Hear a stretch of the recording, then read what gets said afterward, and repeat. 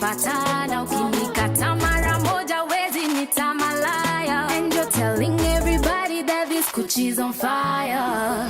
Only fans, when nimefika nafungua only fans. Kauna nipenda tumafea in advance. When nimefika no romance with no finance. Only fans, yeah, yeah, only fans. When nimefika nafungua only fans. Kauna nipenda tumafea in advance. When nimefika no romance with no finance. Only fans, yeah, yeah.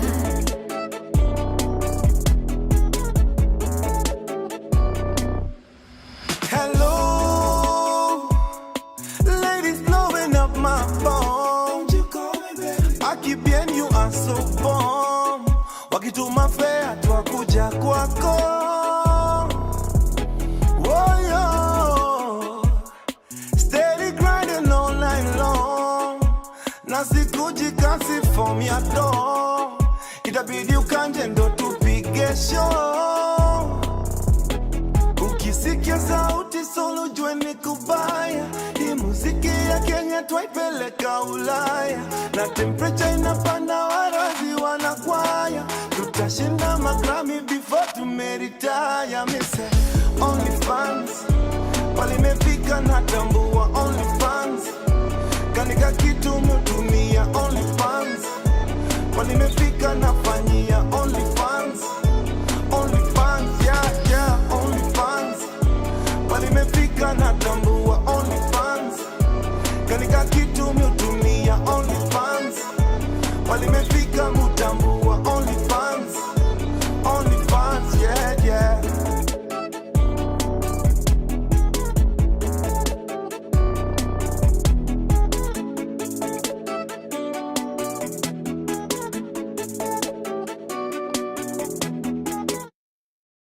From sunrise to sunset, all day and night. Power radio. But the dinner, no, you had my life. Sungeni ambi amapema, yeah. And no lie, sikudhani tungeachana. 'Cause in a way, you were everything I liked. Sasa nawaza kila siku, mbona hukuwa mwaminifu? I scratch your back and try to be true, but it just feels like a game to you. Wafanya penzi liwe mchezo, vile wanicheza, nisi uwanja wa mchezo. Mbona wanicheza, wafanya penzi liwe mchezo, oh, vile wanicheza, misi uwanja wa mchezo. Mbona wanicheza. Hujawahi ona mwingine na macho. Akina nani wanakujaza mawazo. Tukisonga wanaturudisha mwanzo. Baby, siwezi kucheza. 'Cause I'm all in, falling for you. Even when they callin', nakata 'cause I'm loyal. Why you walking out the door knowing I adore you? Baby, siwezi kucheza. Haya mapenzi siwezi kucheza. Usiuwanja wa mchezo, siwezi kucheza. Haya mapenzi si mchezo, siwezi kucheza. Usiuwanja wa mchezo, siwezi kucheza. Wafanya penzi liwe mchezo, siwezi kucheza. nisi uwanja wa mchezo, siwezi kucheza. Haya mapenzi si mchezo, siwezi kucheza. misi uwanja wa mchezo,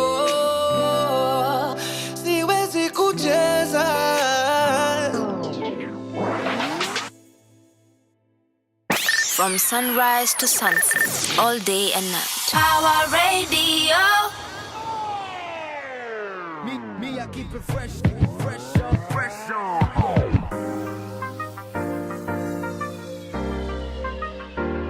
Me, I keep it fresh, keep it, me, I keep it fresh, keep it, me, I keep it fresh all day, all day, all day. Fresh, fresh all day, fresh, fresh all day, all day. Fresh, fresh all day. Think you can handle Count Moolah. I come correct, and you're my swag so official like I'm the ref.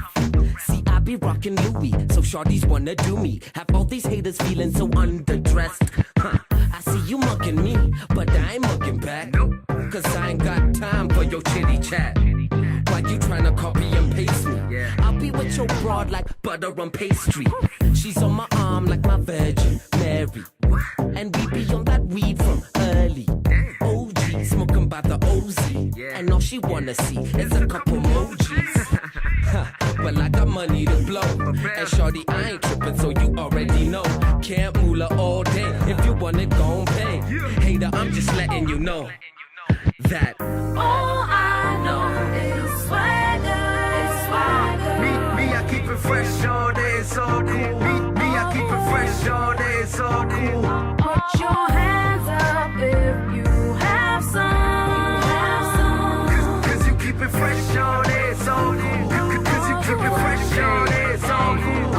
okay, my life is not the same, and I know who to blame. If I remember the name, it sounded something like fame. For the money, for the game, I would kill it. No shame. Rep a crew that's untamed, and I'm a dude that's maintained. Swagger so right as Frank. 20 Benjamin sitting in the bank. What you think? I've been working hard, numbers agree. So please believe me, this is easy, born to be an MC. So I took one Nairobi, the swagger strong only. 24 hours round the clock, Wani. The Levi store know me. Big up Ryo and Fuzzy. Now I'm fresh all day, Nikki Chapakazi. Boys be looking at P, this ever slappy. Lucy, Kibaki, LOL. Yeah, I'm only messing, I'm just digging the jam. Bumping it with my fam. Chuck Taylor's helping me stand. Let go. All I know is swagger. Me, I keep it fresh all day, it's all cool. Me, I keep it fresh all day, it's all cool. Put your hands up if you have some. Cause you keep it fresh all day, it's all cool.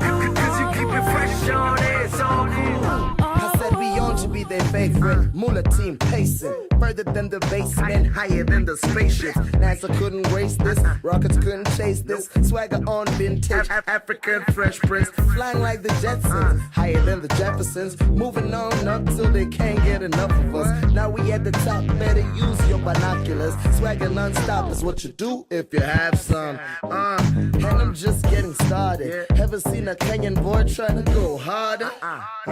You gotta work for your profit, cause everybody's trying to get paid in Nairobi.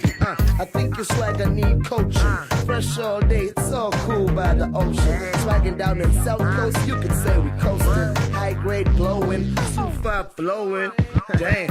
All I know is swagger. Me, I keep it fresh all day, it's all cool. Me, I keep it fresh all day, it's all cool. Put your hands up if you have some. Cause you keep it fresh all day, it's all cool. Cause you keep it fresh all day, it's all cool. Fresh all day, fresh all day, fresh all day, fresh all day, fresh all day, all day. Fresh all day, fresh all day, it's all cool. Fresh all day, fresh all day, it's all cool. From sunrise to sunset, all day and night. Power Radio. Fresh all day, fresh all day, fresh all day, so cool, so cool. You know what it is, you know what time it is. Everybody stand up because it is, first of all, Friday, TGIF, as we would say back in the day. It is the Friday edition of the Power Morning Drive Show. That is Fresh All Day, the one, the only CAMP to the Mula. We blow this bazooka, or ata ukipenda Camp Mula. It is playing right here on Power Radio. Karibuni sana tena sana, na wakaribisha nyote kwa moyo mkunjufu mweze kuroll na sisi from now all the way till 10 in the AM. Again, very, very excited that you could make it. Very, very excited that you could join us as well right here on the Power Morning Drive Show. My name is Wanyoike, very high in spirit, very elated. Right? Elated because the weekend is here, and at least today the weather is kind of acting well. Yeah, it is kind of acting good. So I'm happy about that. It's not as chilly as it was maybe the previous 2 or 3 days. But anyway, the show must go on, and so must you. Join us as you continue kicking in the weekend in style right here, as you know how we do it. Now you know where you can get us. You can get in touch with us on all our socials. Tunapatikana Power Radio. If Facebook is your jam, then we are there. If Instagram is your jam, then you're there. If it's TikTok, if it's X or Twitter, that is your jam, definitely we are there. And if you maybe are more into the red app, that is YouTube, please head out to YouTube, look for Power Radio, subscribe, because we are also streaming live as well. Alafu kama wewe ni watu wa website, you can also find us there as www.power254.org/Power Radio. Okay, good. I hope you're excited as I sound, because I really sound excited. I hope that I'll be able to changamsha you as you're ready to kickstart your weekend in style. Okay, so just put you on what we are talking about today. Again, we are gearing up towards the 27th of August is marking 16 years since the Kenya's constitution was promulgated. And so this entire week we have been focusing deeply on some of the key tenets of the Katiba. And Katiba at 16 means that we have to look at some of the gaps and the gains. And of course, we were here with Wakili John Maina on Wednesday as we went through, some issues around the Katiba. We talked about constitutionalism. We also talked about the Bill of Rights. We were also able to look in depth on the custodianship of the Katiba. The preamble of the Kenyan Constitution says that all sovereign power belongs to the people. So he really did a great job in unpacking and sort of disintegrating that information in a way that you can be able to metabolize, as well as kind of just see the role that you have to play in this document for it to stop being a dead document into being a living document, right?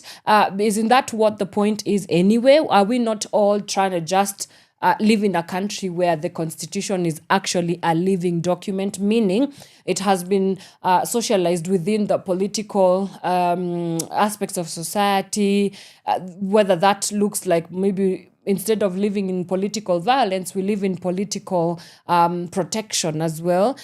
We also want to see constitutionalism play a good part in the social and the economic well-being of our society as Kenyans. So we did have a good discussion with Mr. Maina on that. So please, if you missed out on that, kindly go back to our YouTube channel. Just search for the Katiba at 16 conversation, and you'll find it there. So we continue with that discussion for part 2 today, and we want to zero in on something that is very, very key to the Kenyan Constitution, and that is nothing else other than devolution, ama ugatuzi, as they call it in Swahili. I remember when in 2010, I kept hearing a lot of discussions about Majimbo.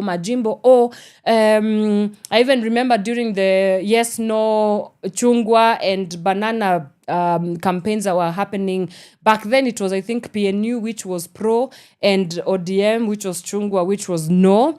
And there were so many conversations around Majimboism. All I remember is, because I was really young, I wasn't very politically engaged or aware to the point where I could necessarily articulate some of the rhetoric that was going around. But I just remember something keenly continuously playing, whether it would be in the news that I was listening to, the conversations on radio, the conversations around me, a lot of talk about Majimboism, that this is not a good thing. I remember that also, like, there was some sort of apprehension towards this Majimboism. Then, of course, I remember starkly, I remember one, which was they're trying to make Kenya a nation where I need a passport to go maybe to Mombasa or Kisumu or like the neighboring county.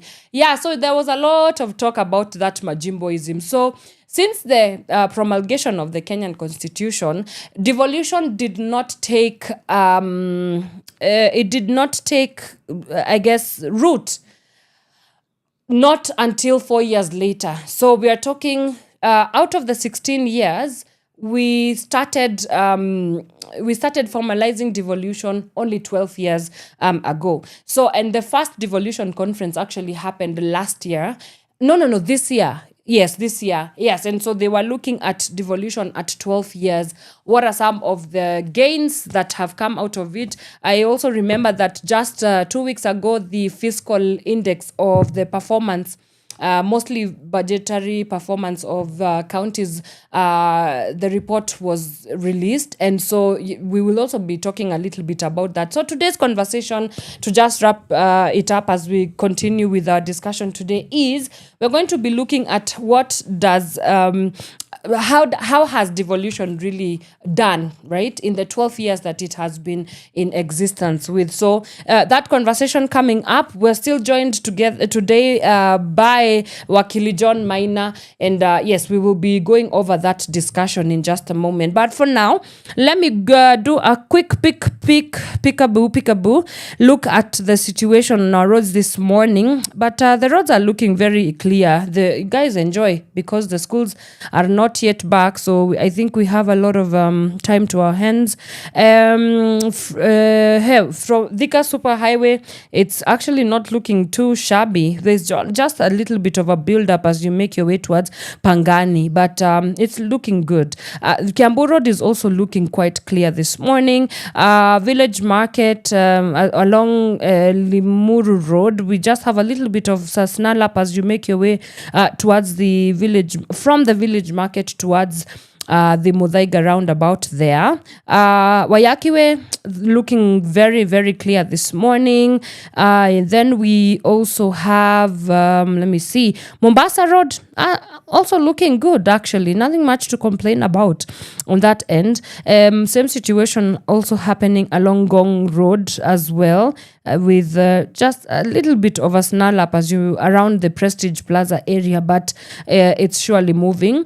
Then Langata Road is also all clear. Raila Odinga Road is all clear as well.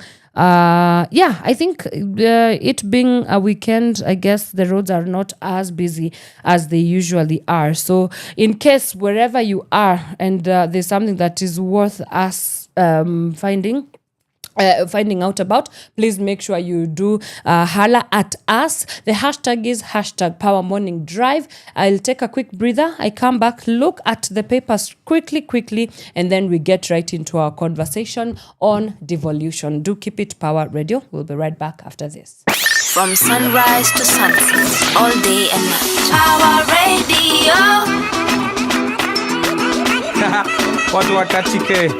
Hii beat ni fat kama Blaze, ama kama sukuma wiki na mayonnaise, ama kama Lydia Bura na Victor wakiingia kwa gari pamoja. Hey, oh no, but anyway, ini ya wa KENYA na wale wa Kenya wako California. Karawa kisikia hii anaangusha AK.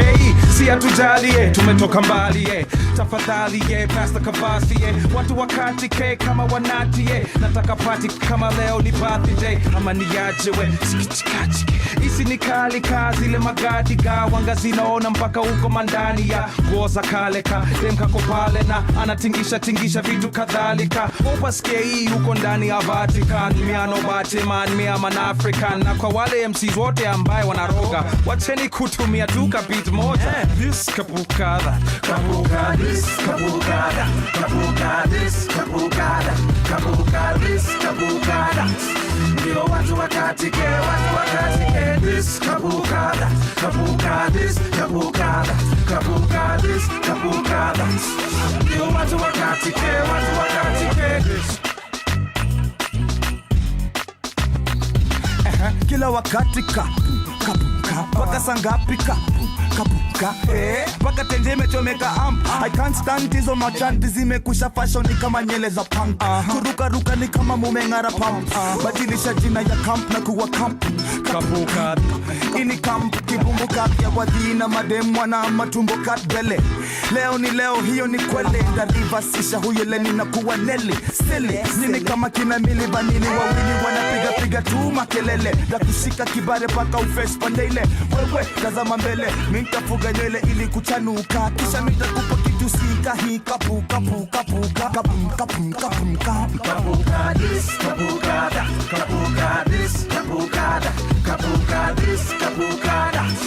ndio watu wakatike this kabukada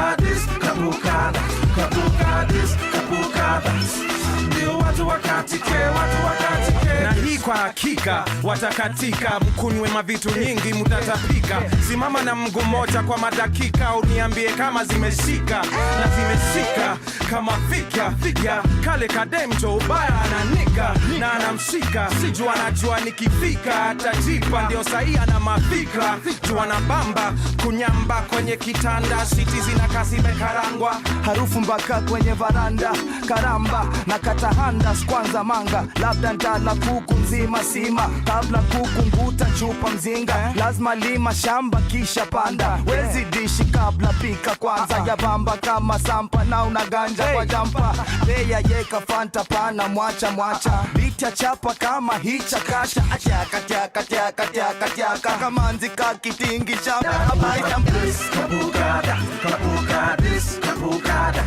ndio watu wakatike this kabukada ndio watu wakatike this kabukada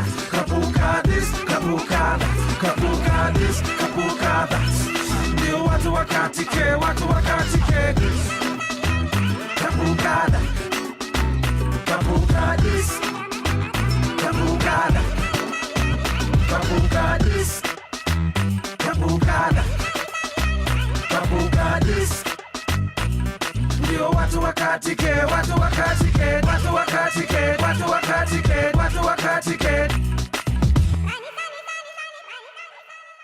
From sunrise to sunset, all day and night. Pawa Radio.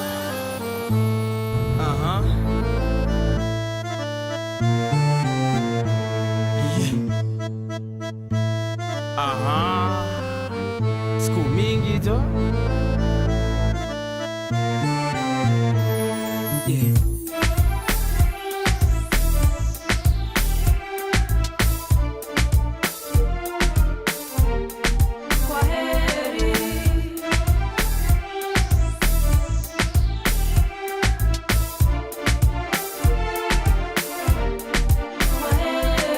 Nimekewa madawa siwezi kuacha kila mali unaenda mina kufuata siogopi kukuambia mina kupenda toa wivu nao zao ni kusema sema huyo manza alipiga simu mimi hata simjui mimi nimekuwa studio tulikuwa naye wapi juzi hizo ni uongo unajua mlango wangu iko wazi ukitaka kurudi nimeifungua unasema hapana huku kilia mimi navumilia mimi nakazana after yote siamini bado zaniambia nakuaga mikwa heri nami nakutakia laheri kukupenda mimi siwezi jamani mpenzi kwa heri nakuaga mikwa heri nami nakutakia laheri kukupenda mimi siwezi jamani mpenzi kwa heri nashughulika kila kitu yangirudi fiti vyolipotea tu mtano alifurani mechizi silali kusema ukweli sikuli kejani vana taskuzi situli nipige makofi labda naota manikuache peme nasikia nikani mechoka kuzitetea paliniko mapalisiko na se tumetupa miaka 6 hivyo unasema hapana kukilia mimi navumilia mimi nakazana after yote siamini bado zaniambia nakuaga mikwa heri nami nakutakia laheri kukupenda mimi siwezi jamani mpenzi kwa heri nakuaga mikwa heri nami nakutakia laheri kukupenda mimi siwezi jamani mpenzi kwa heri asira nyanie ni vana tulia biashara yetu bado mimi nimeshikilia na nguvu yangu yote naweza. Pesa yako kuna mali poa nimeiweka, unaweza chuna kadhaa ukitaka, zile zitabaki nunua nazo shamba. Lazima tufie maisha yetu ya mbele, si kila siku kelele kelele. Tuki wana wewe mambo yako yenda kombo, japo nisonge hapo matatizo yako ma. Nakuaga mikwa heri nami nakutakia la heri, kukupenda misiwezi jamani mpenzi kwa heri. Nakuaga mikwa heri nami nakutakia la heri, kukupenda misiwezi jamani mpenzi kwa heri. Nakuaga mikwa heri nami nakutakia la heri, kukupenda misiwezi jamani mpenzi kwa heri. Nakuaga mikwa heri nami nakutakia la heri, kukupenda misiwezi jamani mpenzi kwa heri. Tuki wana wewe mambo yako yenda kombo, japo nisonge hapo matatizo yako ma. Nakuaga mikwa heri nami nakutakia la heri, kukupenda misiwezi jamani mpenzi kwa heri. Nakuaga mikwa heri nami nakutakia la heri, kukupenda misiwezi jamani mpenzi kwa heri. From sunrise to sunset, all day and night. Our radio.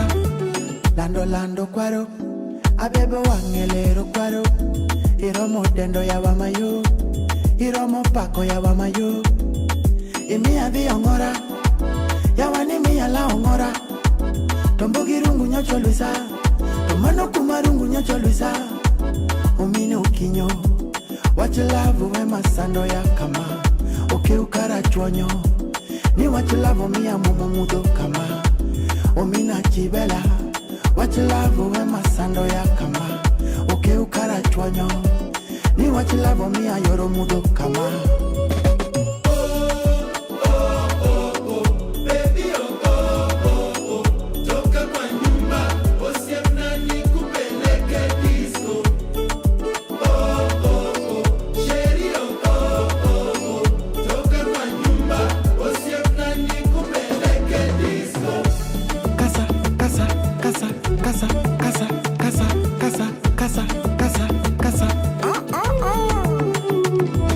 Original Dangla style, yeah, East African time.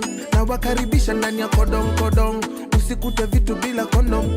Kuna champagne for the pain, top player best in the game. Kelume, dance, ongeza mavitu na makudade. Hakuna masanse, kuna masensi, kukatana na kukata maji. Ukialikwa kwa wanati, lazima makong king kong jabara king.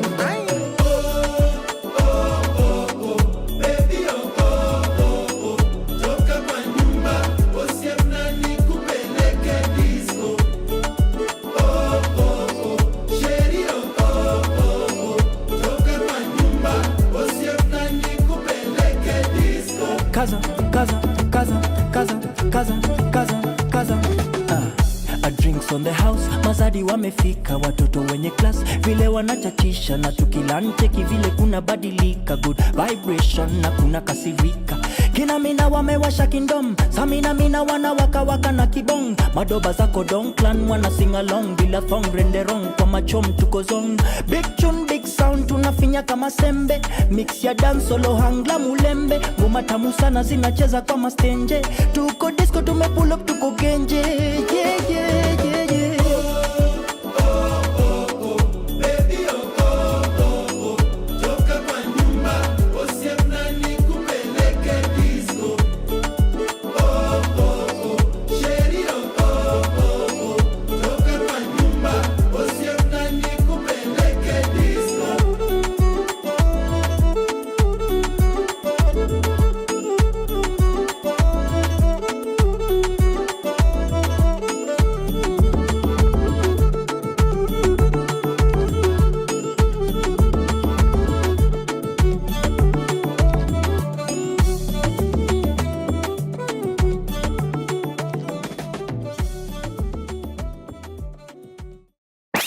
From sunrise to sunset, all day and night. Power Radio.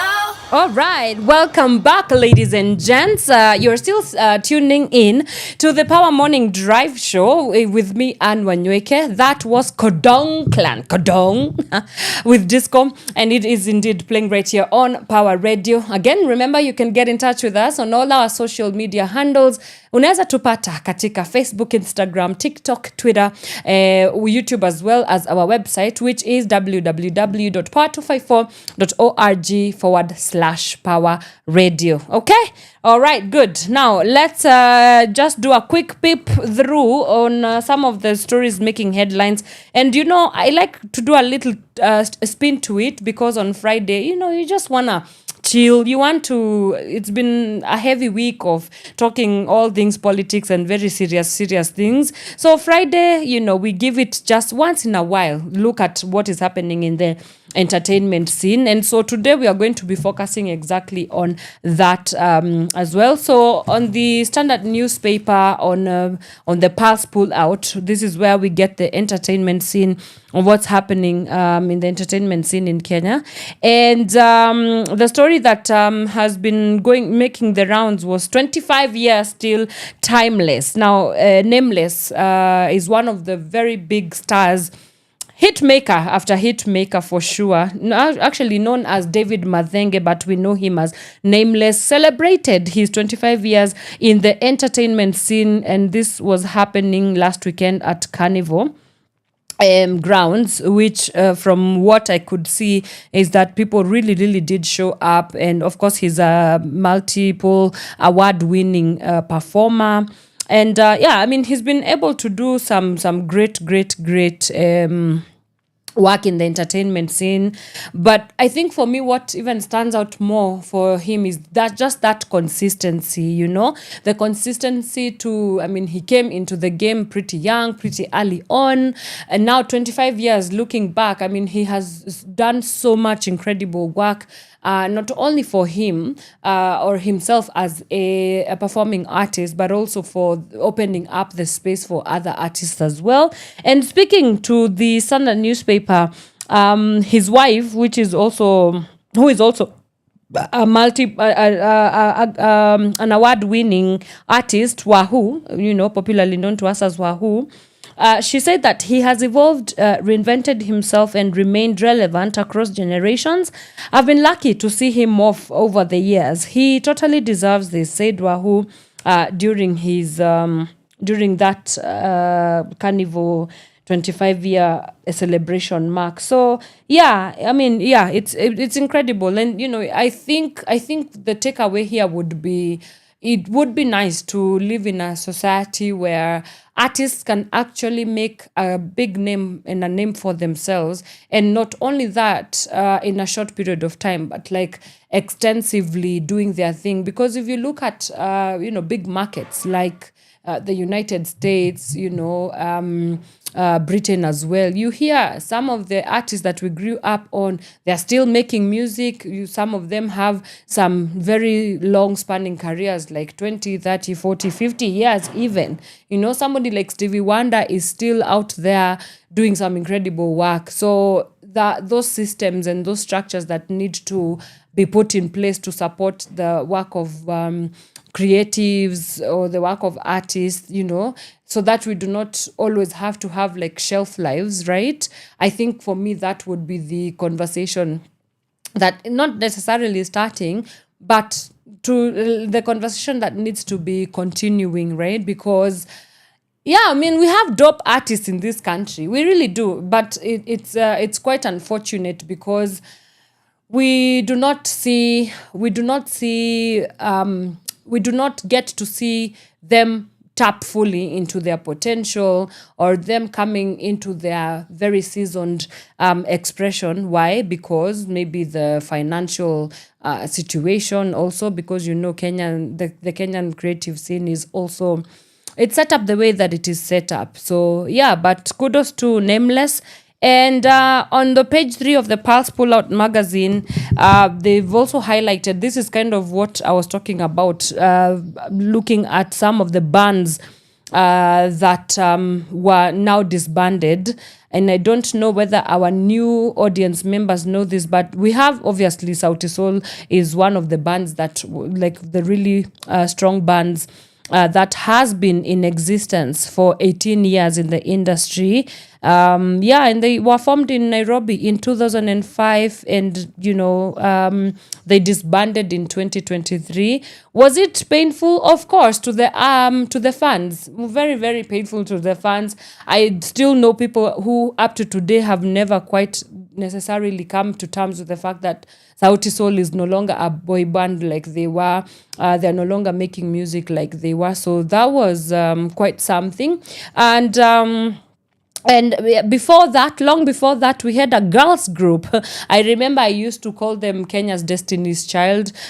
This was Tattoo. I don't know whether people remember Tattoo, but we had Debbie Asila, Angela Ndambuki, and Angela Mwadanda, who made up this girl group of 3 beautiful singers as well, which was disbanded as well because, the members pursued different career paths for sure. Most of them are local, but some of them also abroad as well. Then we also had Akina Sailor's Gang. They've also been able to highlight Punit. I don't know whether you remember Punit, which was, Kolo. We had Kolo. We had Dendai, yes, and also Nonini. And they were actually in a band for 23 years, right? And they disbanded in 2023. But then again, they were able to do some incredible work, with some of hit songs, especially in that era of the 2010s, 2011s, 2012s. Really was a great time for Kenyan music as well. Then, of course, we had Emoji, who came now and really took the Christian or gospel music to the next level. I remember when I was a teenager, man, these people were the ones. You couldn't go to any Christian concert or maybe like a church that was trying to reach out to young people and not hear music from the MOG band as well. Then of course Camp Mula, which obviously we absolutely love. I think they did some incredible work during the time that they were together. Akina Kleptomaniacs, of course, shout out to Nyashinsky, which he's been able to come back to the industry and just like really revolutionize the space as well.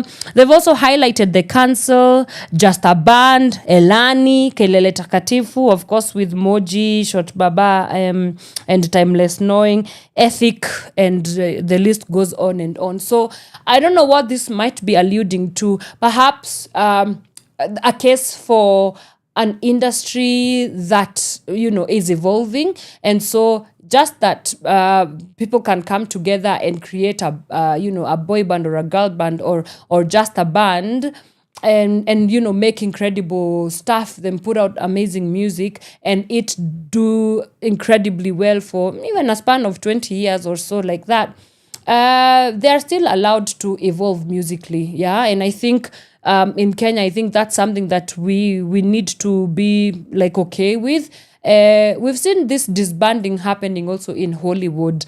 Some of the notable ones was what was this one that this guy, the British ones? Oh my goodness, why am I forgetting them? I'm forgetting their name. But I remember it was also quite a heartbreak when they disbanded as well. But it's not something new. People evolve. Some of these artists also kind of use the band to hone their skill, and then after they come into themselves like as an artist where they are comfortable enough in their artistry to pursue maybe their different vibe from what the band was about, then we see that they are able to achieve even greater heights. And one example has been Bien, right? I mean, it was incredible. He did play his very cool and big role on the Sauti Sol band as well. But when he stepped out and started pursuing music on his own, we were able to see a very different side of Bien, or rather a more I guess a more holistic side of BN. I like what he has been able to achieve so far. Just him seeing some of the major collaborations that he's been able to do with some very, very big artists, both in Kenya and also internationally, being able to even pull off tours around the world like Europe, US. I mean, he's been doing some incredible work. And you see that kind of growth wouldn't have happened if he was still in the boy band as well. So I guess, yeah, what do you think? I mean, I know as fans we like what we like, but I think the beauty of it is being able to evolve also with the artists, even as they evolve. And I think for me, BN has been one of those people that really has been like an example that, you can actually make something out of yourself. Also, Moji Shot Baba, I also think he did very incredible for himself. He's been able to reinvent himself as well, now as a brand on his own, has been able to kind of carve out a niche for himself, even as a gospel artist. So really, it's not always just bad. I did mention about Kleptomaniacs. Nyashinsky, I mean, come on, look at the incredible work that Nyashinsky has been able to put out there. And mind you, this was after the dark ages, and I call them dark ages, quote unquote, because remember, he took a break at some point, went to the States to work, just menial jobs. And when he came back, it's like he came back with this fresh fire to kind of revive Kenya's sound and Kenyan music back to its former glories, I guess, or maybe introduce a new glory to the Kenyan side of music. So yeah, I don't know. What do you think about this disbanding? I don't think it's an entirely bad thing, for sure. I think if you are able to make it work for yourself as an individual artist, I think it can work out very, very perfectly for you. Yeah, because the ones that have been able to, as I've mentioned, the ones that have been able to go out and do solo work, they've been able to do some incredible work, talk about Major from the council. I mean, that has been incredible. But now, of course, the flip side is when you exist in a band and you didn't know maybe your sound or like your style or your vibe separately or individually from what the band was putting out there, you do tend to kind of like that. It's like a career killer. And of course, we've seen this a lot with some of the bands that, for example, Tattoo, we never got to hear any of the girls coming back after they disbanded. We also have the same with Sema, but at least Sema Sanaipe was able to come back. Kevin and Pam, I don't know what happened to them. So there's also that other side of it. Like, okay, so you as an artist, are you only an artist because you exist within a group? Or are you an artist because you are an artist individually, and whatever you bring into the group dynamic is your own personal individual sound, and then now you compound it from there. But yeah, I think that's a good place to end our newspaper review. Yes, just a little something for the entertainment scene. But of course, there's many other stories making headlines this morning. So please do grab your copy of the dailies so that you can get into the loop of what has been happening. And I'm going to take a quick breather now. When we come back, my guest is already in studio with me. We're going to be talking about devolution. I did a very a kind of well-compounded introduction to why it's important to assess the 12 years of devolution in Kenya. So that conversation coming up with Wakili John Maina. So do not go anywhere. We'll be right back after this. From sunrise to sunset, all day and night. Power Radio.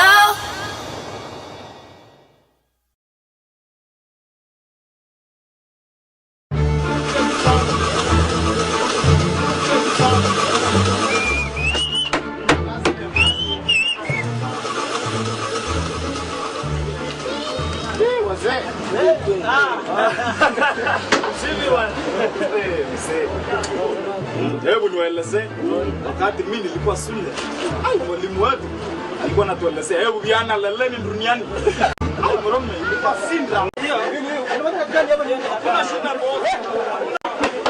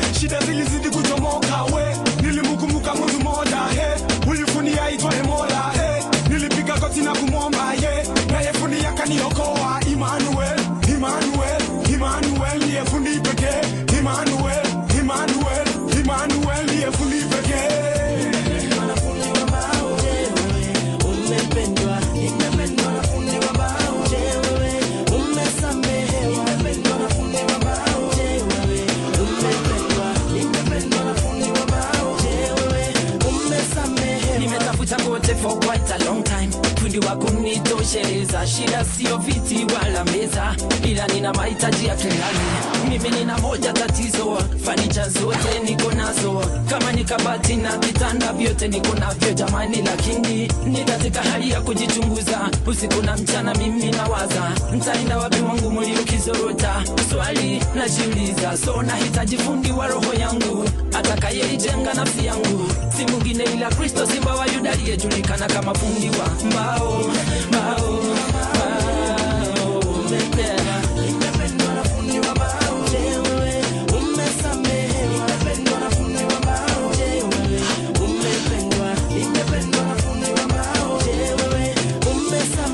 Alifunza kutoka utotoni na baba yake kutengeneza meza na vete za mama yake, kusipika na rangi ili wauze, kuunganisha na misumari, na baba yake hakujua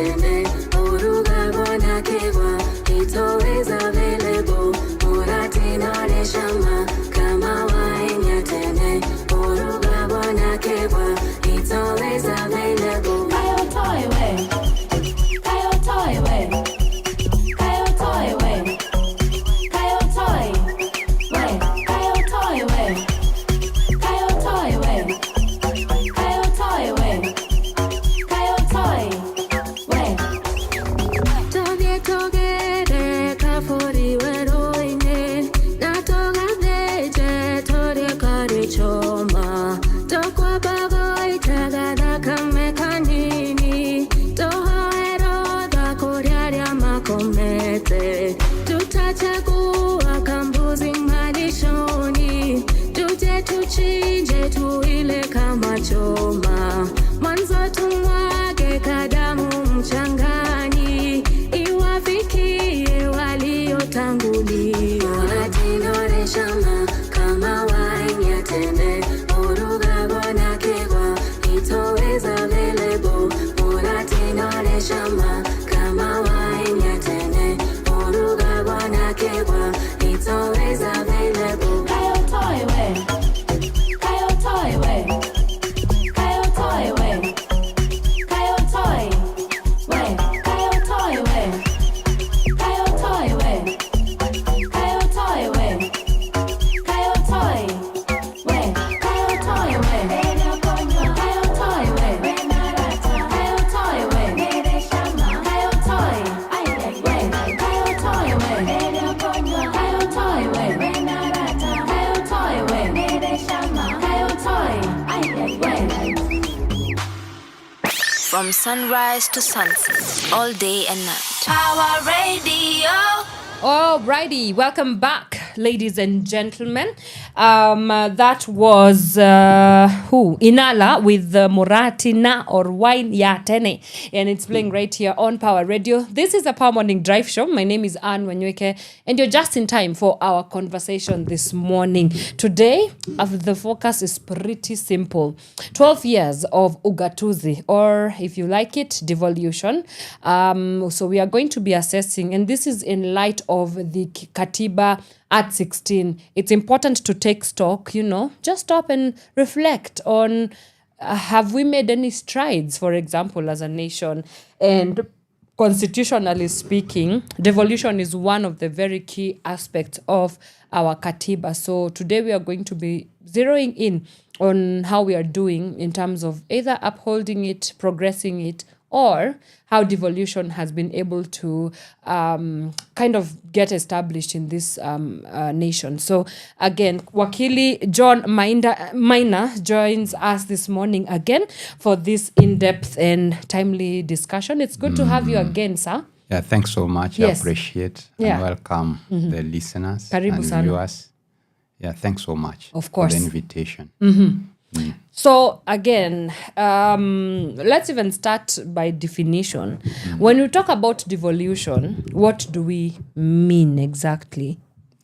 Actually, the best view of devolution is when you think of Kenya coming from the centralized state, where all the functions, the powers were all at one center. So the very idea of the 2010 constitution was to try and devolve those functions from the center to the grassroots. So that gives the basis of devolution. So you are trying to dismantle the center and empower the grassroots points. It's the hallmark of devolution. Right. All right. So according to Katiba 2010, which article enshrines devolution, and what are some of the key highlights or tenets of this article within the Katiba? The starting point of devolution comes at the onset of the Constitution, and specifically Article 6.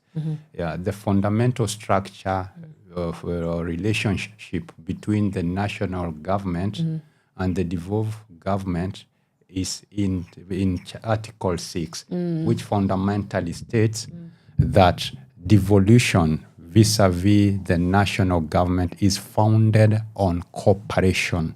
Yeah. So I can read Article 6 is just, it's in Article 6, sub-Article 2, says the national government or the governments at the national and county levels are distinct and interdependent and shall conduct their mutual relations on the basis of consultation and cooperation.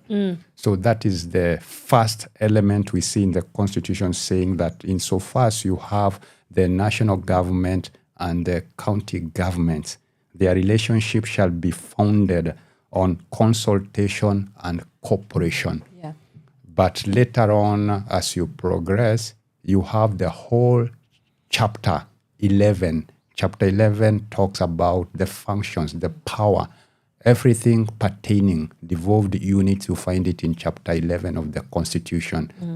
But still, you have other aspects, like you have the Constitution at the backside. You have the schedules. So you have Schedule 4. Schedule 4 now gives you the functions of the national government and also the functions of the devolved units. Yeah, so those are the particular, but still in 6, in the 6th schedule, still you have the elements.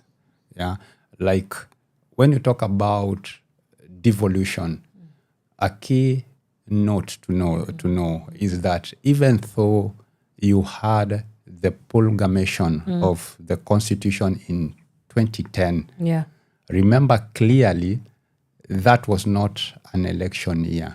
It is coming, the Constitution is being promulgated in the mid of a season. Yeah, the elections takes way after 2013.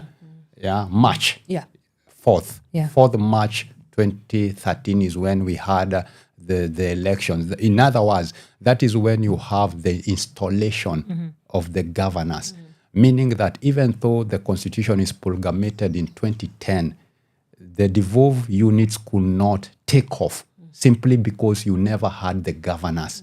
Yeah, so the governors would come in, and remember you have those issues. The contestation is later on around, I think, 28th of March 2013 is when the governors are sworn. So that kickstarts the devolved functioning of the devolved government. Why I brought that in? When you look at the 6th schedule, even though you have the governor, they are coming. Remember, most of the fundamental aspects, like control of assets, they are still with the national government. At that time, remember, we had the transition authority with this gentleman that was known as Kinothia Wamwangi. He was the one chairing the transition authority. So the transition authority was to see how the central national government is going to let off some of the essential assets and even staff. At this time, even though you are setting off this institution, the county government, they don't even have the resources. They don't have the staff.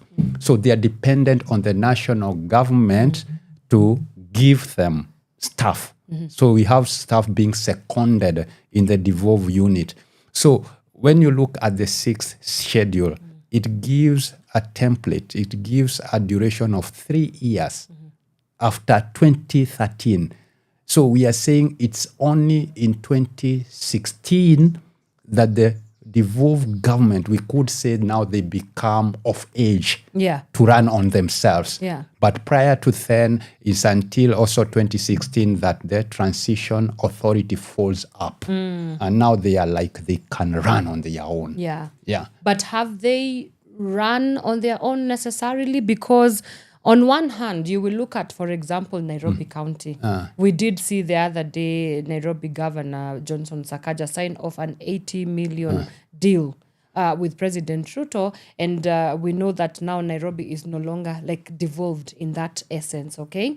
And there has been a lot of conversation about whether devolution was primarily designed as an administrative decentralization mechanism, or was it a deliberate the redistribution of power and economics? Because again, as you've mentioned rightfully, it is always about the resources. It's always about the resources, distribution of resources. So how do we gauge whether the two, how do we gauge its functionality based on that argument?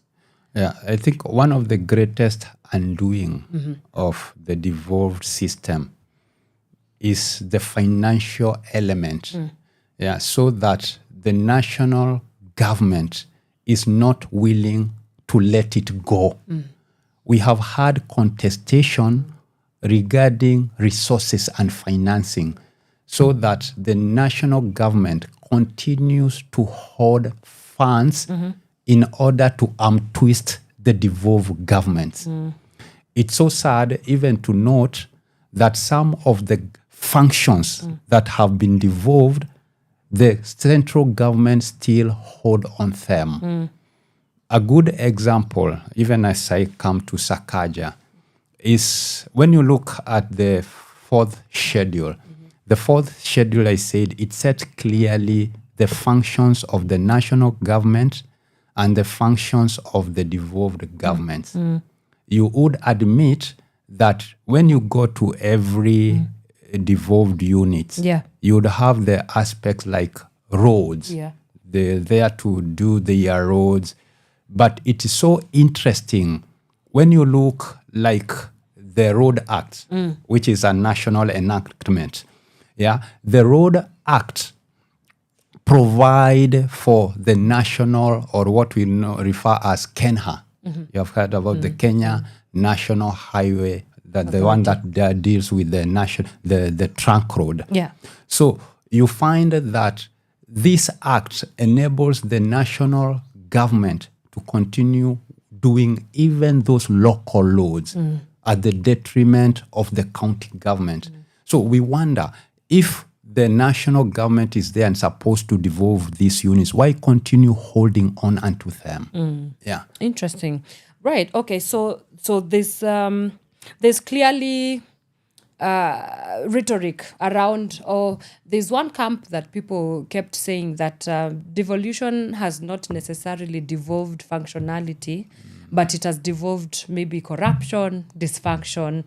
That whatever was not happening within the national government, we've just found a way of making it smaller, but it is the same dysfunction. What do you say to these remarks?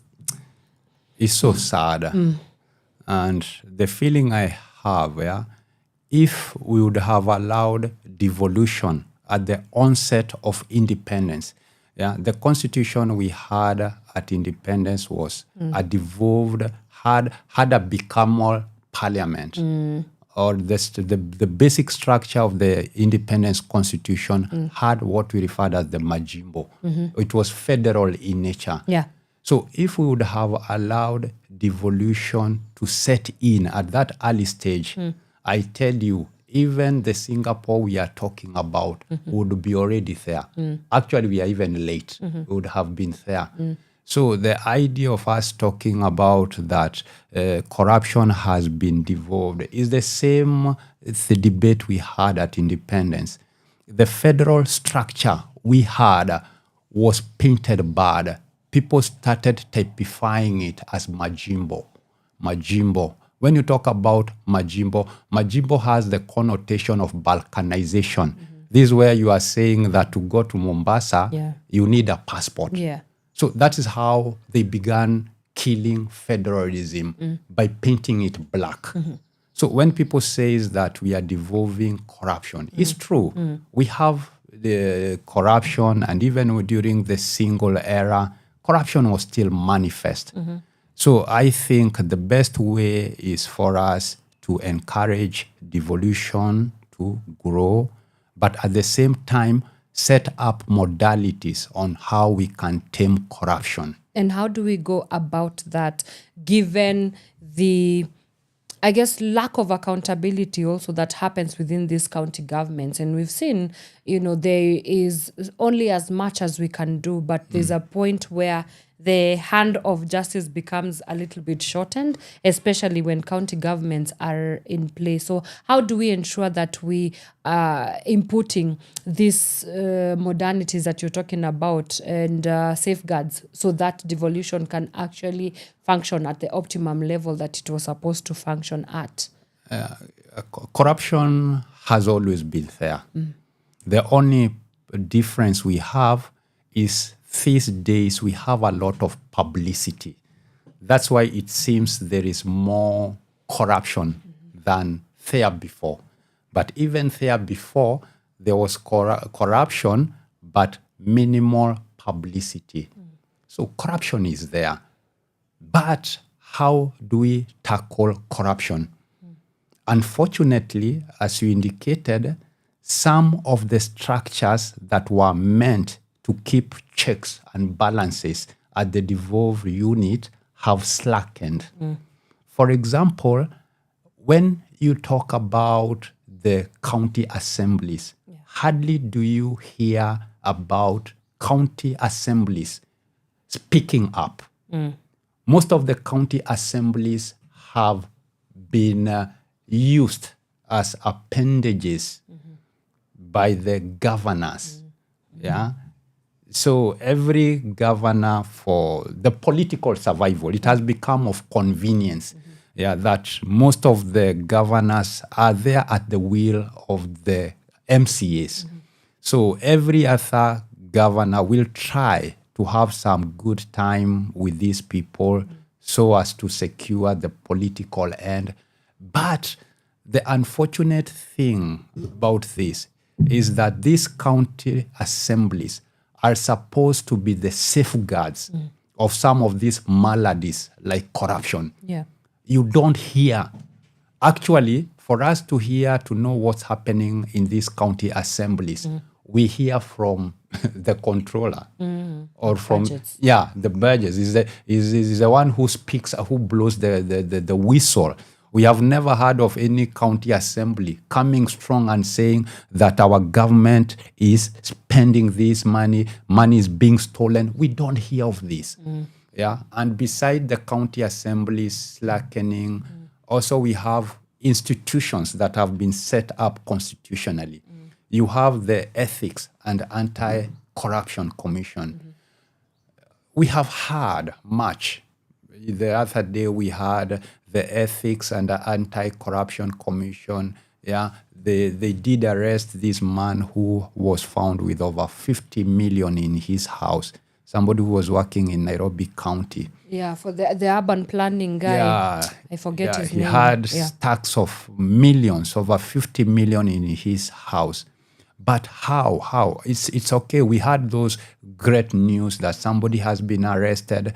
But institutionally, the EAICC, the Ethics and Anti-Corruption Commission, its mandate is somehow constricted so that it can investigate, but you see, it does not have prosecutorial powers. So the Ethics and Anti-Corruption will more so depend on other governmental agencies for it to execute its mandate. Most of these guys will be arrested. There's this fear news that so-and-so has been arrested. But you see, the Ethics and Anti-Corruption Commission depends on the goodwill of the DPP. If the DPP goes through the files and says there is no enough evidence, that is the end of the game. So, in other words, this is for you to be able to fight corruption. It takes more than just saying we have arrested this and this. We need cooperation. It's a multi-agency cooperation and the goodwill. And the goodwill. Which I don't think is there. Interesting. Going back to the point of state control, okay? Because, again, Majimboism was introduced so that we could at least have a governance system where it's a little bit decentralized. how do we really get to the heart of the matter of making sure that we do away with state control?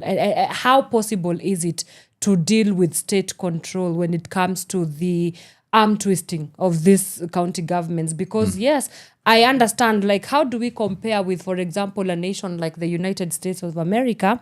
I understand that their federal governments is that it's from the county governments, all the resources funding the national government. But here it seems as if there is a bit of a friction between state wanting to be the center of, I guess, attention, for lack of a better word, with what goes in into the county administration. Yeah, so there's a tussle between state and county. So how do we ensure that this friction is sort of rehabilitated? Yeah. One of the cardinal things, for devolution to make sense, it must be funded. Actually, the Constitution set parameters that county government must be financed. Resources shall be allocated. Yeah. So actually, when you look at the public finance, that is Article 202 and also 203. Yeah. In 203, sub-article 2, it provides for every financial year, the equitable share of revenues raised nationally that is allocated to county government shall not be less than 15% of the revenue collected by the national government. So this is the baseline, the limit. Whatever is collected by the government, at least 15% of it must be disbursed to the county government. In most instances, this is not the case. They do not get, at least 15 is the minimum. But even getting that minimum is a hassle, is hectic. It comes late.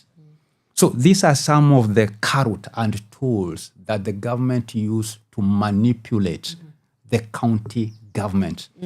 I think... to which end? Is it majorly political?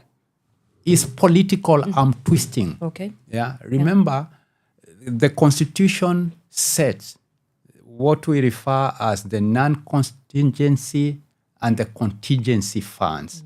Yeah. So you have the 15%, which is the baseline, but additionally you have contingencies, like they talk about the El Nino. The national government must disburse this. But also you have what we refer as the equalization fund. Equalization fund is like a top-up for those units like Lamu, Wajir, Mandera, that have been sidelined over the years. They can get some capitation, which probably Nairobi County does not need. So you find that to get this become a hassle. Governors, like they have to literally go and plead to get this.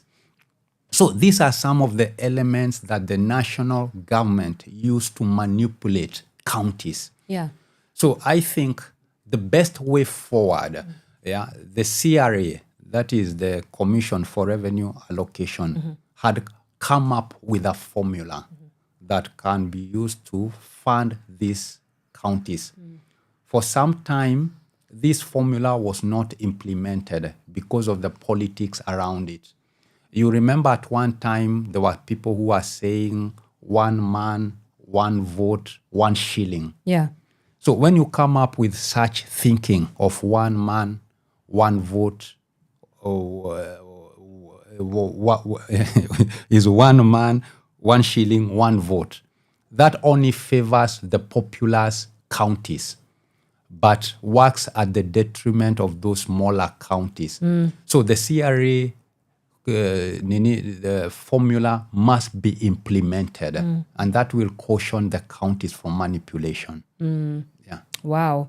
So, so I think about 2 weeks ago, there was an fiscal index that came out, and it was majorly giving us a breakdown of how the budgetary allocations and also where the public monies have been spent within the different counties. And, needless to say, we are doing badly because there was no one who even scored an A, out of that index. And I remember that Embu County emerged to be one of the top scoring counties, of course, Cecily Mbarire being the leader of that county, with the last one being Kisumu. Unfortunately, Anyang' Nyong'o yeye ndio alishikilia kule mkia on this index. And so some of the conversations that came out of that fiscal index is that first, it exposed us to how badly devolution is doing. And then there was a conversation about, so did we devolve administration or did we devolve fiscal administration? So what do you make of that entire comparison? And going forward, will we have to really rethink of the way that we sort of manage the finances within which now the counties are able to function? So fiscal prudence has been an issue. Okay. Yeah. And you have the Public Finance Management Act. Yeah. Yeah. So the Public Finance Management Act sets the fiscal aspects of how devolved units must spend money. Yeah. And according to that act, around 30% of money must go to development. But when you go to many of these devolved units, that doesn't happen. Much of the salaries, the monies collected goes to salaries. So that whereas the whole concept of devolution was supposed to spur development, when you have about 60 or 70% of total collection going to paying salaries and paying debts, then it negates the whole essence of devolution. Secondly, much of the monies collected go to waste. There is misallocation of priorities. Priorities are mixed up. So at the end of the day, there is no fiscal prudence in how monies are used. Yeah. Yeah. The other conversation also from that fiscal administration was the fact that we need to start looking in depth in self-financing. Do you think we are at a point where counties are able to hold their own in terms of self-financing? Yeah, you did mention about the system in America. In America, you have, let me say, an overgrown federal system that also Kenya borrows much from it. But when you look about the federal states we have in America, they are so much self-reliant. But also their taxation is really high. It's high. Yeah. It's high so that you find that a state can sustain its own operation. Yeah. Unlike in Kenya. So I think also the issue of a dependency, and it's in the interest of the national government. The national government has developed that dependence syndrome, which seemingly works well for it because it's able to manipulate the county governments. But on the flip side of it, I think it's high time the county administration led by the governor be able to generate self-sustaining revenue so that they don't have to depend so much on the national government, so that even when the national government bring money, it's just there to help, but not fully dependent on the national government. And that is where most of the county units go wrong, because most of them cannot survive without that money coming from national government. Yeah. So it's high time, whatever the counties have, I think there is no county we can say there is nothing. Mm-hmm. What you have, yeah, there are countries in this world like Holland or Netherlands. Mm-hmm. Yeah, these are countries that found them that so they had the dry land was so small, Yeah. but just the larger part of the country was just water, and they were able to reclaim land from the water, Yeah. and they are there leading in the world. Yeah. So there is no county that can say that it does not have something. What you have, use it, refine it, make money from it. Yeah. Yeah, even if it is tourism, Narok is using tourism to grow. It's one of the revenue generating counties with high per capita. You know, on a lighter note, I saw people online saying that we have even devolved goons. They said that the same goons that they saw in Homa Bay are some of the ones that they saw in Olkalau. And I mean, it might look like it's a very unserious thing, but it's a very serious thing. This is just on a lighter note. It's very serious. It's serious because funny. Ultimately it tarnish the image of the said counties. Yeah. So I think it's not a good thing. Okay, right. So we let us take a quick breather here. If you're just joining us, welcome so much. We are in conversation with Wakili John Maina. Today's discussion is looking at devolution. Has devolution delivered on its promise? 12 years in, what is the fiscal arrangement looking like? Have we decentralized county government functions? Is healthcare working? We will also come back and talk a little bit about healthcare, education, transport, roads, all those things, because they are indeed functions of devolution. But that conversation is not going to happen until we take a break and come back. So please do not go anywhere. We'll be right back with this.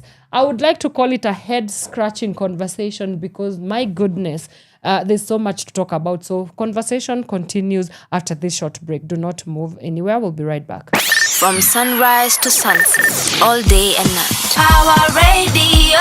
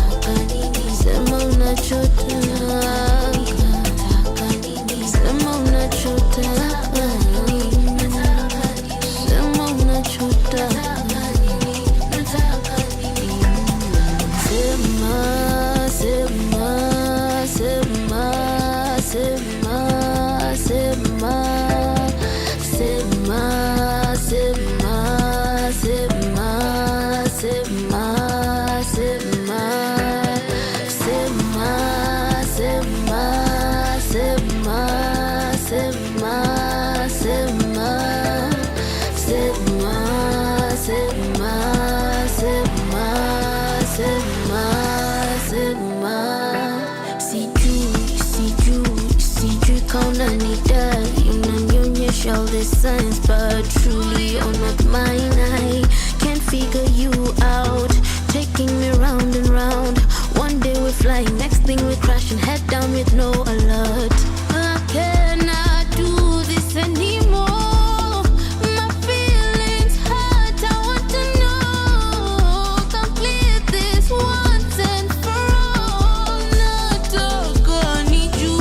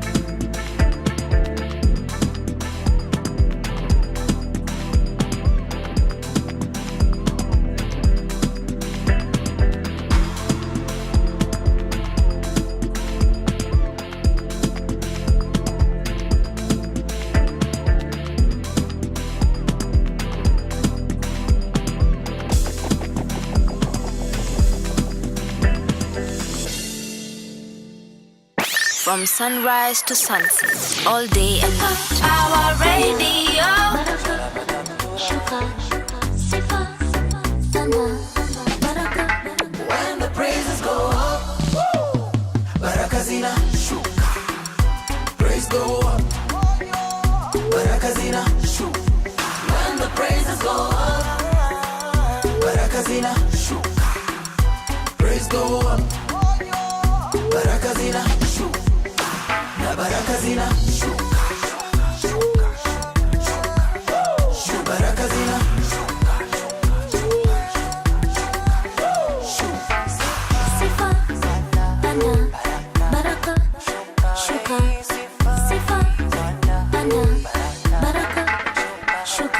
Itisha pata pata pata pata. Itisha pata pata pata pata. Itisha pata pata pata pata. Itisha pata pata pata pata. Blessing me faster, wako hakuna matata. Blessing me faster, wako hakuna matata. Huku na huku na huku na huku, wako hakuna matata. Huku na huku na huku na huku, wako hakuna matata. When the praises go up, baraka zina shuka. Praise go up, baraka zina shuka. When the praises go up, baraka zina shuka. Praise go up, baraka zina shuka. Na baraka zina shuka.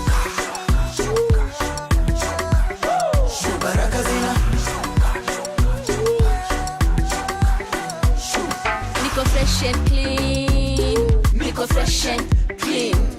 Niko na more flavor, more flavor, more cheddar. Marriage wax manze come through. Na watoi wa rambo so true. Sina madeni mfuko imejaa. Tuna live dream tuliota. Amenipa mengi mengi, amefanya mengi mengi. Murembo wangu minji minji, murembo wangu minji minji. Nasema amenipa mengi mengi, amefanya mengi mengi. Murembo wangu minji minji, murembo wangu minji minji. Baba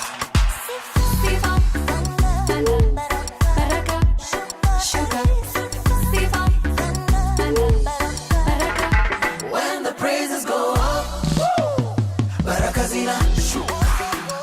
Praise go up, baraka zina shuka.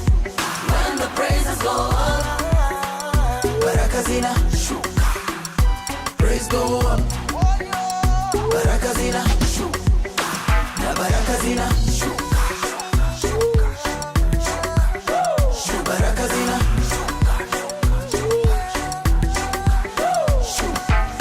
nilifunga kwa siri, akani bless yo siri, yendo mzinga zenga na ngambu na zoza hapa deva wezi bonga. Mimi na mimi na mimi na mimi nae baraka zangu. Mimi na mimi na mimi na mimi nae baraka zangu. Mimi na mimi na mimi na mimi nae baraka zangu.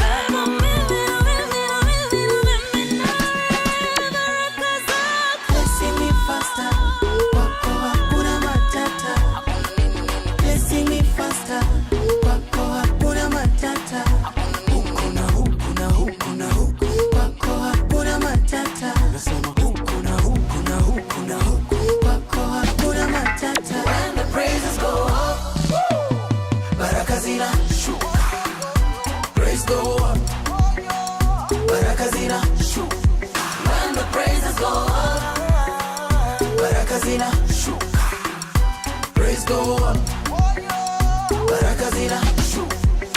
Na baraka zina shuka. Baraka zina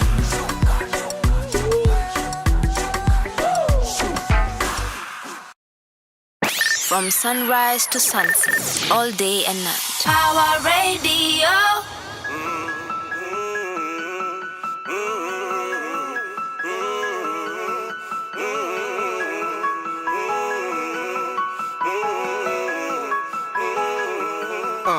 Wonfala mganiane kama mngari kwa list juu ya Ferrari, yeah. Ana degree au ni journalist tu journalist. Nasikia wakiuliza ule boy wetu alienda wapi, amepotea kazi ile mbegu watu walipanda na kanyari, yeah. Na nasikia inasemekana hati rap zangu kamna mkazo na ile utamia rege mama. Maudinari wananikubali na hatu hati hawezekana. Kwa wale upenda sauti yangu na iko wale usengenyana. Mama kijana wako amepotea, ni masikio tu yeye anatoboa huku ndugu zake wakiendelea. Mwenyezi pekee anaweza muokoa, kimaisha amelegea. Ingawa hatuoni akitoboa, bado twazidi kumwombea. Amina.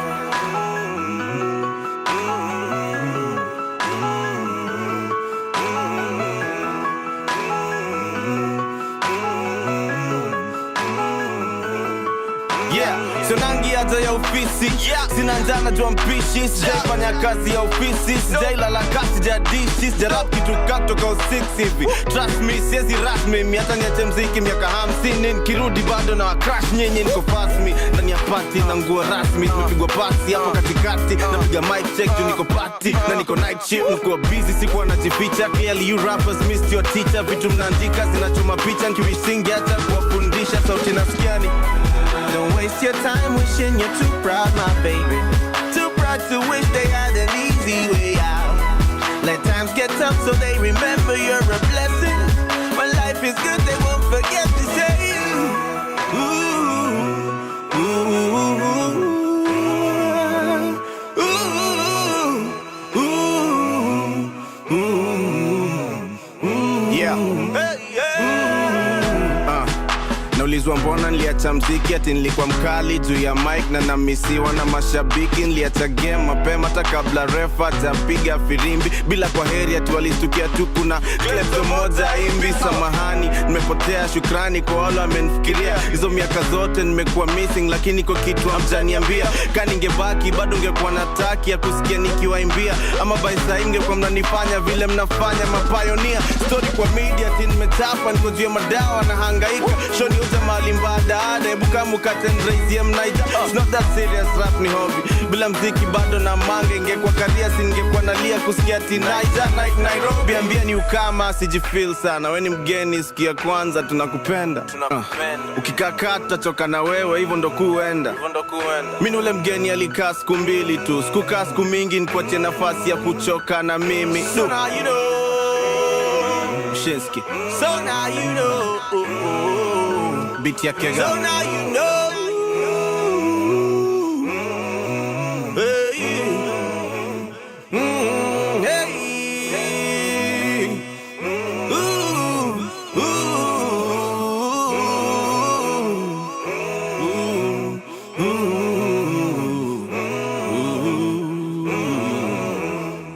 From sunrise to sunset, all day and night. Power Radio.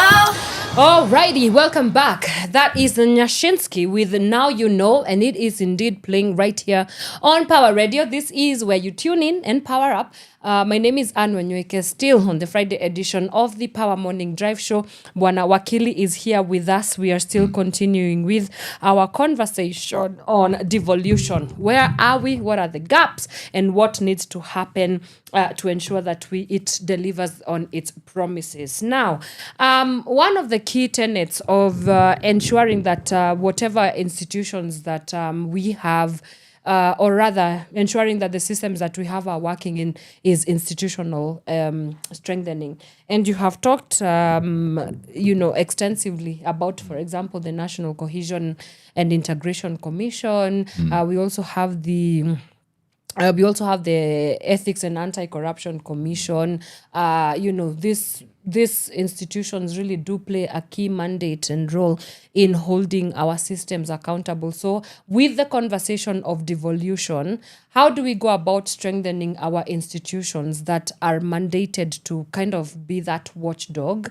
And do you feel whatever they've done so far is satisfactory in terms of ensuring whether it's the safeguards that need to happen when devolution is in discussion? What do you think about these institutions? One of the key institutions that is rarely mentioned so far as devolution is concerned is what we refer as the Intergovernmental Technical Committee. So that committee is so essential so that when you have conflict between the national government and the county government, this is the committee that charts mediation. So this committee is essential because more often you have conflicts. Like there is the time you had conflict arising from the leasing of medical equipment to counties. And the counties were disputing this because Article 6 provide cooperation and consultations. So the county government were impugning and saying that we have not been consulted. These items, in so much as they are essential, we need this for our hospital, they are being brought, they are being pushed down our throats. We don't want them. So when you have such conflict, this is the committee that chart a middle ground. But one of the undoing of this committee, it's so dependent for its finances from the national government. So if this is a committee that is supposed to work for both sides, but it's being fed by one side, obviously there is either bias or inept on its performance.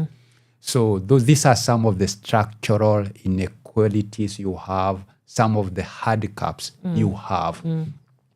The other component institution you might want to mention is the ethics Yes. and anti-corruption commission. Commission, yeah. We did mention. Yeah, so largely we said it lack prosecutorial powers, so that it has to depend on other agencies like the DPP. So the highlight about it is possibly we could think about mending the law so that EACC can have its own prosecutorial powers, so that it can have the powers to investigate, of which it has. It can have the powers to arrest and eventually taking the culprits to court. Yeah. As we have, it's largely a toothless dog. It will only bark, it will only say that we have done this, but it cannot be able to arrest. Yeah. It will have to depend on the DCI. It cannot marshal persons before the court. It will have to depend on the DPP. So these are some of the things we can work around and strengthen the institutions we have. Okay. Sounds like a tall order, though. I know it is. There are those politics. Yeah. Because at times we have had some loggerheads issues. At times the DPP says that the EACC is intruding onto his mandate. So that there is that peer jostling. Children like they are jostling, contesting against each other. So it's a case we can try and harmonize. If it is the EACC, we can adjust the law and give it power. Again, we have the national cohesion. An integration committee. Commission. The commission. So we'll have people on the ground. They are making these insidious comments. And again, as an institution, the NCIC, also, just like the EACC, it does not have the prosecutorial powers. It cannot arrest a person. It has to depend on the DPP. It has to depend on the DCI. So at the end of the day, it just also becomes something, it's just a toothless dog. It cannot be able to perform its mandates fully. Because it's so dependent on other institutions. Do you think it's time to sort of drain the swamp and just let go of all these institutions that we set up that are, in your words, are toothless dogs? Because it feels like they just are ceremonial. At times, you see, the way we have model is like the other day, because of the rampant cases of abductions we have in this country. In the police force, in the national police force, they have developed a specialized unit that deals with that. You see, so it's more of something and amorphous. When you, because of the rampant abductions you have, so as probably to show, it's a PR exercise to show people you are so serious dealing with this menace. You go set up an anti-abduction squad. Very performative, right? It's very performative. So some of these things, I think, is like they end up duplicating the problem. To some extent, you would find that EACC, even though it's for constitutionally mandated. Mandated, and actually it has is underpinning under the Constitution. Some of the functions it does. Okay, I know most it deals with the institutional corruption, but there's some, in other words, I'm saying there is duplication of roles. They do. Some of the things that the EACC does can also be done by the police. So in other words, we have this culture of duplicating aspect from this institution, you duplicate another, and at the end of the day, instead of you having performance, you end up having clashes. So it does tend to feel that it's a little bit recursive in that way, that it's borrowing in and of itself. But to kind of just steer us away kidogo to service delivery, and we did talk a little bit about that, some of the devolved functions of the government is healthcare, we have education, we have infrastructure, and many others. And I called this a head-scratching conversation because we know the debacle that, for example, healthcare has been with conversations around maybe the Social Health Authority, SHA, and what that has looked like in Kenya. We also have education, the lack of capitation, for example. Universities always funding models becoming one of the biggest challenges and talks, big conversations, especially since the Kenya Kwanza government took office. We also have a lot of dissatisfaction with the healthcare workers, constantly being on strikes. Lecturers are constantly also being, on strike. So when you think about all these factors, especially of service delivery, it tends to feel as if, yet again, we shot ourselves in the foot. But I am curious to hear what you have to say about this. The county authorities, if they are properly governed and properly financed, they can be the game changer of this country. Most often we have this tendency to think that development should come from the national government. But I have this feeling that if we fully allow devolution to work, this is the quickest way we can catalyze development in this country. The other thing is that there is this perception. When you look clearly in the fourth schedule enumerates the functions of the national government and also the functions of the devolved government.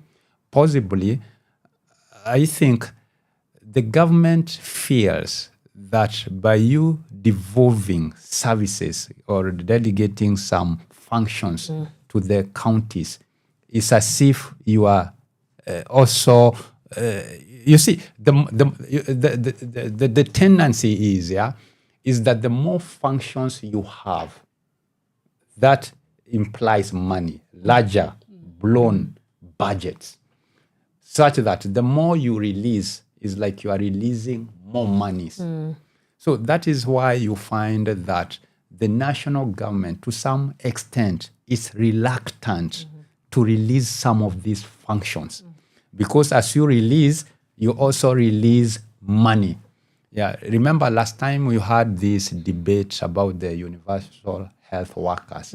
So they were being given to the counties, but the counties were crying, even though you are giving us the universal health workers, you are not giving us the budgetary provision for them. It's not just a case of you giving us the payroll, but you are not providing salaries for them. So I believe that if the national government has the motivation and fully allow the devolved function, the devolved units to run and fully fund them, that could be the easiest way to make this country develop. But you have this hounding of budget, hounding of money. At the end of the day, it's okay, you'll make the county government stifle in terms of finances. But the greatest sufferer is the whole country. If you can allow devolution to flow, and let money flow to the grassroots. By you allowing money to flow to the grassroots, you are empowering even those people in the grassroots. When you look at Article 174 and 175, it provides for the values of devolution. And one of the cardinal principle of devolution is equitable distribution of resources. So when you continue hoarding resources, denying counties the monies they need, surely you are being unfair. So the whole concept of devolution is to allow those devolved units on the ground to grow on themselves. Yeah. So in your own words, how do you think devolution has undermined the progress of marginalized groups of people? We talk about PWDs, in a way young people, because they do feel very ostracized from especially the ownership of the factors of production, as it were. Yeah. How do you think it has undermined the equitable distribution of resources specifically to the marginalized groups? So I think devolution, contrary to what you have asked, devolution has actually empowered. You think so? I think that devolution has empowered because most of the youth on the grassroots in these regional areas have been able to secure livelihoods in devolved units. In other words, by we having the 47 counties, it's like we have expanded the catchment for employment. Yeah, so as you increase that space, it means more people can profit out of it. Yeah, and remember, when you look at the historical aspect of devolution in Kenya, even back to 1963, when you had Kenya coming up with that federal aspect of constitution, the KANU, you had the two parties at the time. You had KANU and KADU. KADU wanted a unitary state. KADU, which was the opposition unit, wanted a federal state that could take care of the marginalized communities and interest groups. That was the whole idea.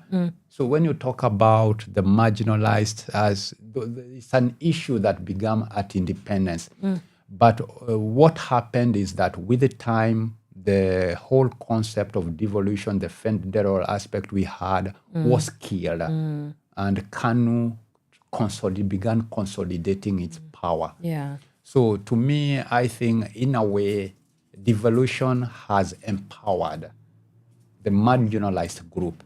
More and more people can be absorbed in the devolved units, unlike before. Interesting. Okay. Remember, in yesteryears, the main employer was the national government. Today, the employer is both the national government and the county units, meaning that the employment space has been increased incrementally. Oh, wow. This is incredible. Clearly, 1 hour is really never enough time to talk about the issues of this country. And I unfortunately will have to put a full stop to this conversation, or perhaps a comma, because it's a conversation that never really ends. But in conclusion, if you were to bring it home to our listeners, has devolution delivered on its promise? And looking ahead, 12 years in, the assessment is what it's going to be. 12 years ahead, what should we be working towards? What do we focus on investing in devolution so that it can come fully formed in its full stature? My final parting shot is that the train of devolution has left the station. But it's a collective effort for us to ensure that it reaches its destination. Devolution does not belong to the politician. It belongs to all of us. We fought for the 2010 Constitution. Devolution is there. It's for us to mold and nurture and allow it to grow. Interesting. I think that's a very powerful place to end our conversation. Again, Bwana Wakili, it's been such a privilege of ours to have these 2 days of conversation about Katiba at 16. I know I have really learned a lot, and I will be reflecting a lot about what my role as a Kenyan citizen in terms of, I think one thing that stands out for me is the custodianship of my power. Sovereign power belongs to the people, and kind of aligning myself to the further advancement of the Katiba. And I hope you, as a listener, as a watcher back home, you've been able to learn and pick a leaf or two from our 2 discussions that we've had with Mr. John Maina here, as he was able to really generously give of himself to bring understanding to how Katiba has formulated our lives as we know it in this country. So thank you so much, Bwana Wakili, for your time, for the 2 days. We hope to see you again and again. Sindio, sutakuja tena? Yeah, I'll come. Yeah, thanks so much. In case people want to get in touch with you, how do they do so? For maybe legal affairs? Can I give my number? Yeah, I think. Yes. I mean, but do you want to give it your number away? Yeah, I can give my number is 07 20 37 76 81. 07 20 37 76 81. Yeah. It's the easiest way. It's the easiest way to reach. You can call me directly or through WhatsApp. I'm reachable. All right. Sawa. And we will link it down on the description box below. Yeah, thanks so much. Yeah, you're most welcome, Bwana Wakili. Tumefurahia sana and mimi sina la ziada ila kufungasha virago vyangu. I'm excited to go and start the weekend. I'm excited to go start the weekend. But before I let you go, let me put you on. Now, at 11 a.m., please do catch Kimberly Sandra. She comes in with Shiversations. That conversation, you do not want to miss out on that. And then we also have Miss Flozz Thairuk, who comes in with Sautimbili from 2 to 3 p.m. Much later on. And then the one and only Regenagd is back like she never left. So do catch Flozz Munyiri. She comes in with Ital Groove from 4 p.m. all the way till 6 p.m. As you usher in your weekend in style with all that reggae niceness and everything in between. So you see, that's a very wide array of some great shows to keep you company as you usher yourself into the new week and the new weekend ahead rather. As for me, it's always a pleasure. It's always a pleasure doing this morning live with you. We see you on Monday, and I'm pretty excited because guess who will be joining us on the Power Morning Drive Show? I have the privilege of talking to none other than writer and researcher, Mr. Darius Okola. He's a columnist, an opinion writer, and also a researcher, works heavily at The Elephant. And in April of this year, he was able to put together an analysis of Gunland inside the political exploitation of young Kenyan men. So he's a public intellectual, also a political and economic analyst in his own right. And so we are going to be having an in-depth conversation about this entire economics of Gunism, political violence and extremism by exploiting young men who are vulnerable, right? As it has been the case of Kenya. And he'll be able to break down what are the historical context, why do we find ourselves here, what are some of the factors that have led to this continuous Gunism, and everything that you might want to know in between. So please do catch us on Monday from 8 a.m. till 10 a.m. and as we get this conversation going. Aya basi, mi sina la ziada. I will see you on Monday. Take care of yourself. Goodbye for now. Happy weekend, everybody. From sunrise to sunset, all day and night. Power Radio.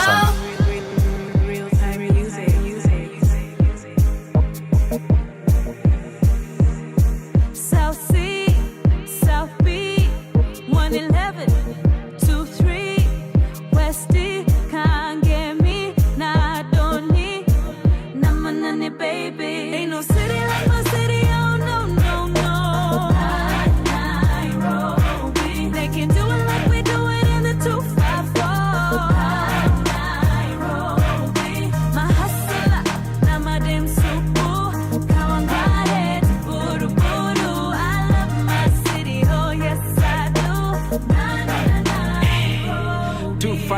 we on a wave ka mix za dema kufu bila na bounce kwa hit track ukipenda hala chuchu jiwe mayoyo hey we got the nunu I'm in love with my city boss I'm going kuku hey hini ya madem wale ukulenga mtaani mkikutana Nairobi wana wave kwa mbali luku ni ya wadhi utadhani Tamford saya kinenge shika mavanga Sanford hey niko idha mapararira kanganya big up my hustlers wanaotamak my foreigners wale makwa wamehama machoko shwale jiji kwa pia ni mama I'm keeping it real keeping it local I'm so raw original flow though and Nairobi ay it's magic when I'm on the mic mzee ay ain't no city like my city oh no Nairobi they can do it like we do it in the 254 Nairobi Gigi my hustler my damn super hey now I'm riding buru I love my city oh yes I do Nairobi my body